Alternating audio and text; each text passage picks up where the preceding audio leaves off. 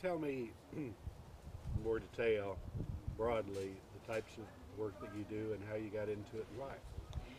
I got into this activism, you might say, in 1992. I had been married, raised kids, tried to raise husbands for 30 years. Once I got the kids grown, and I couldn't get the husbands grown, so I divorced them. But I wanted to do something positive in life, you might say. I'm an artist at heart. I do oil painting, I do pottery. But it was at a time in Oregon where children were being killed on a weekly basis in Oregon in 1992, 91, 92. I guess it was in 91 because I signed up to be a foster parent in 91. I became certified in late 91. My daughter at that time worked at CSD, and she had just gotten a job there, and so I thought, okay, I can keep a couple of kids safe in my home. And so I became a certified foster parent. Well, I had 2 girls long-term. I had some in respite care. But at that same time, my brother, Jack Michael's grandson, was taken by CSD in Lane County because his right leg was in a full leg cast. 2 weeks later, his left arm was in a full left arm cast at 18 months old. They had taken him from his aunt, who had gotten him as a newborn baby because her younger sister was in prison when she gave birth to this baby. So this aunt, Della Michael, had gotten him from the hospital. Although, when we researched, now my brother did not raise these kids. Him and his wife were divorced. She raised these 3 kids in Portland with a stepfather. Stepfather was a good man, but they were on the streets of Portland. And anyhow, Della is a lesbian, has been ever since she was a teenager, and she is very abusive. We all kind of knew that because of having visitation with the kids. But we hadn't really grown up, they hadn't grown up with us down there in Springfield. They had grown up in Portland. Well, Della got the baby, and my brother had been babysitting that baby for her because he was trying to help her get established in a job and a home down in Cresswell, and he was helping, so him and his wife was babysitting the baby quite a bit. And he called me one time and said, "Dee, Dustin ain't standing up." You know, he was 16 months old or so. He's not standing. I said, "Well, he was walking. I saw him walk." "Well, he won't stand up now. We try to stand him up and his legs just go under him and he sits down." And so he said his heel on his right leg is black and blue, like it's bruised. So he told Della, he said, "You get this kid to the doctor. He won't stand up and his foot's bruised." Well, a week or so later, they had him again. Well, he still wasn't walking, and Jack noticed that his toes were turning black and blue. Well, he insisted Della take him to the doctor. She did, and he had a spiral break of the right tibia on his right leg. 2 weeks later, he gets a call. The baby's in the hospital again with a broken left arm. And so the CSD was called in then, and they took custody of him right out of the hospital that time. And my brother wanted then to adopt, he was only 48, you know, him and his wife, to adopt this baby. And Paula Taylor, the caseworker, said, "Oh, everything's going to be okay." He said, "Do I need to hire an attorney?" "Oh, no, everything will be fine. Everything will be fine. You don't need an attorney." And so we're all kind of, you know, going to the, quote, quasi-court hearings in juvenile, you know. And I wasn't there. I had to work. But Jack says Paula Taylor got up and said, "I'm turning long-term care over to Don Pacheco." Don Pacheco was a Mexican caseworker they had hired from Grand Junction, Colorado, because he was bilingual and bicultural. They needed a Mexican bilingual bicultural. And so it was turned over to Don Pacheco for long term. And so my brother's realizing, hey, this broad's lying to him, you know. she said everything's going to be fine. She knew Jack was trying to adopt him. Anyhow, it took 4 months of 2 Missourians. We're from Missouri. My brother was working. He hired an older attorney. I started doing this research. It's the first time I'd done it. I started researching. I went to Pendleton and got a power of attorney from my niece, who was the mother to this baby. I went up a second time and took papers for her dad to adopt her baby. And she wanted her dad to adopt her baby because she said she knew Della was abusive, but she didn't think Della would abuse the baby. But the caseworkers there in Lane County, it seems like they were so pro. That's when I first came to realize there was a homosexual agenda. Because my niece and her girlfriend, who was tearing this baby apart, fighting over him, was lesbians, see. And so we tried not to, bring that out too much in our fight, but it was a hard battle for 4 months. At the end of 4 months, they gladly turned that baby over to my brother. Not that we threatened them, okay? Not that I threatened anybody. I just kind of told them this is the way it was going to be, that if he got another broken leg, that the caseworker, Don Pacheco, was going to get a broken leg. And I said, and if he gets another broken arm, you're going to get a broken arm. I said, and I'm not threatening you, I'm just telling you the facts.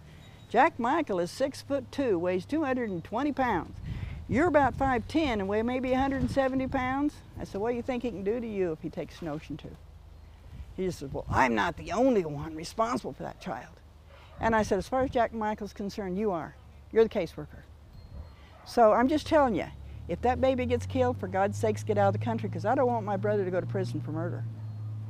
Well, 2 days later, Susie Day, who was head of CSD in Lane County, calls me, says, Dee, we have decided to work with your brother towards adoption of Dustin. Wasn't that nice of her? My brother had a heart attack not long after that and had to be in the hospital with shunts put in and everything. He told me he'd call me up early in the morning. He'd say, Dee, they're killing me. I feel like I'm being electrocuted. I'm on the job trying to work with machinery. I feel like I'm being electrocuted. And so I'd calm him down on a daily basis. I'd try to calm him down. But later he did tell me that he did have the guns loaded a couple of times, and his wife made him call me at 5 o'clock in the morning to talk him down. I didn't know he had the guns loaded, but it was not right. They were trying their darndest to get that baby back with those 2 lesbians when they were actually literally tearing his arms and legs off of him. So from there, I found that grandparents don't have any rights to their grandchildren. That's what this caseworker told me. Dee, grandparents don't have any legal rights to their grandchildren.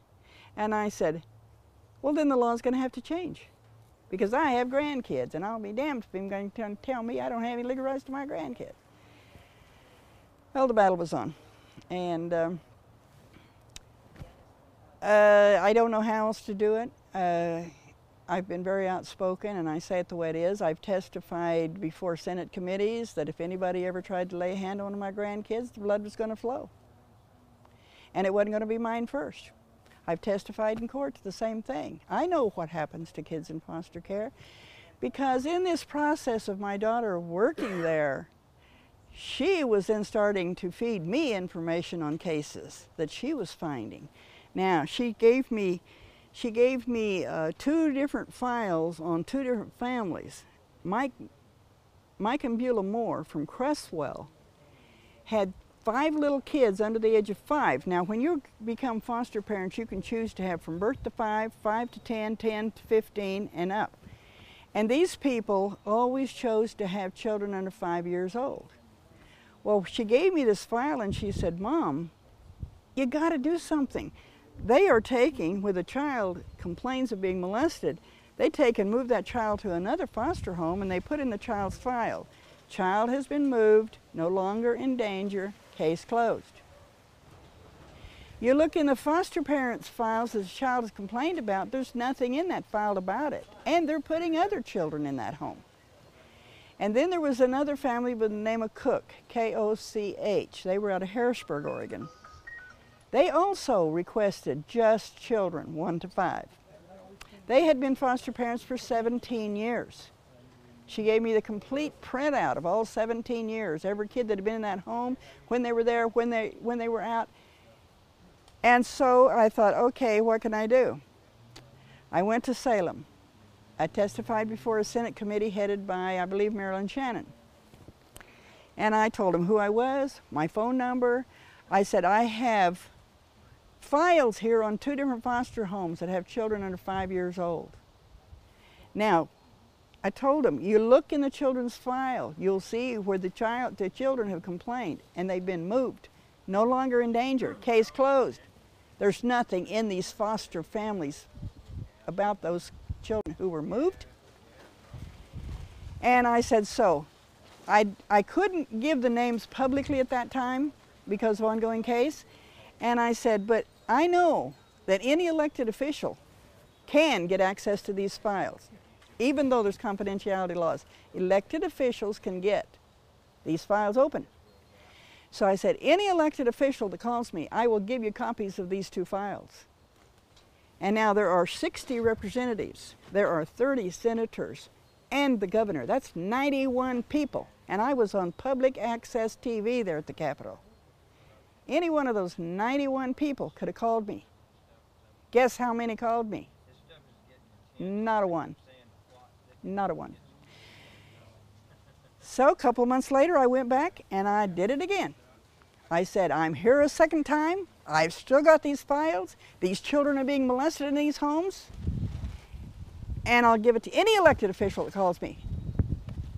Guess how many called me? Nada. Not a one. Not a one. And so I took it upon myself to try to do something about the kids that was in the Moore home there at Cresswell. There was 5 little kids, 3 little girls, 2 little boys, under age 5. I started calling all the family names, the family surnames. The only one that I could find was a guy in down Florence, Oregon, under that family name. I called there and I asked the man, hey, do you know anything about a little girl? And I gave the little girl's name. He said, that's my granddaughter. And I said, is your daughter there? And he said, yeah. So he put his daughter on the phone. And I said, I really hate to tell you this, you know, I really do, but you're going to have to get a piece of paper and pencil. I'm going to give you some information. You got to get your little girl out of the foster home she's in. And she said, why? And I said, because there's reports of the foster father molesting the little girls in that family. And she just went bonkers. I mean, she was just screaming bloody murder. So the grandpa got back on the phone. What's going on? And I told him, I said, I know this is disturbing, but you got to write this down. I'm going to give you the people's name, their address, and their phone number and everything. You have got to get your little granddaughter out of that home. And so he was able to take the information. He said, who told you this? And I said, I cannot tell you because I would be disclosing, a person who's inside the agency would be prosecuted for violating confidentiality laws if I told you who I was. So I can't do it. Just get your granddaughter out of that home. And so a couple weeks later, my daughter checked. Sure enough, all those kids were out of that home.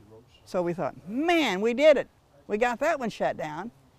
Wrong. A couple months later, my daughter checks again. There was 3 little kids back in that home. 2 little girls and a little boy by the name of Giese.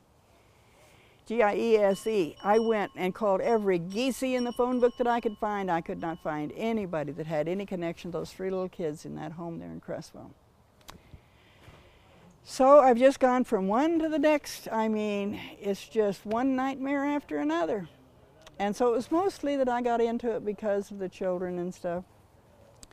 And then probably about 2005, I got to getting letters from prisoners proclaiming their innocence. And I just wrote and said, I won't take anybody's word for anything. You got to send me documentation. If you can send me documentation that will convince me that you're innocent, then I will do what I can for you. And so I've probably had 50 people writing me. And not all of them proclaim to be innocent. Some of them just want a pen pal. But a majority of them are claiming to be innocent, just like John. And there's others too that I've gotten just as involved in their case. It's just that John's case has really tugged at my heartstrings because no man, I don't believe any man wakes up at almost 60 years old and says, I'm going to be a child molester, when there's no past history whatsoever. Anytime, I mean, I've had 3 different guys put in prison myself because I knew they were guilty, and I went after them and they were prosecuted. But they had past histories, you know. There was complaints about them all through their lives and stuff. But this poor guy wakes up to almost 60 years old, and man, he's in prison for the rest of his life. So, and you know, I can't tell you all that I have found in all these documentation, my whole thing here, but it's quite obvious the man is not guilty. He can't be at work, driving a truck, and be molesting a child. So, I will keep what I can. And I'm writing a book. I'm trying to compile a book, just like you're trying to compile these videos into a movie. I'm trying to compile a book called Corruption in the Judicial System of Oregon. I'm just taking Oregon cases and compiling them into a book. I need an author. I need a ghostwriter. I can research and I can put them on the computer, compile them in chronological order on the computer, but I cannot make the words flow into a story. Well, I think you can. When you speak, you do great. Really? So what I would encourage you to do is get Dragon Naturally Speaking, speak the stories, and then it turns it into keystrokes. Oh, really? Okay, thank you. Yeah. I'm quite illiterate when it comes to computers, but I think I can learn if somebody... Well, it's actually very simple. You just record, Yeah. and then you plug it in the computer, and it turns it into text. Yeah, I got some stories that I want to make into true crime novels unto themselves. I mean, these short stories can be compiled into a book, but I've got a couple of stories that need to be made into full true crime novels. But most people, authors, don't want to take a case that portrays judicial corruption. They'll kind of take it and make a story if it is police incompetence, maybe, overlooked something. But when you show them proof of absolute corruption by judges and attorney generals, and they say, oops, don't want to go there. Don't want to stick my neck in that noose. I've had them actually say that to me. Yeah, that's part of what the movie's about, is about the media. Yeah. Which, same thing. Yeah, the media won't. And these authors that do these, I've talked to a couple of them. They don't want to stick their neck in the noose when it comes to judicial corruption. But I'll keep trying. Let me ask you to give me your definition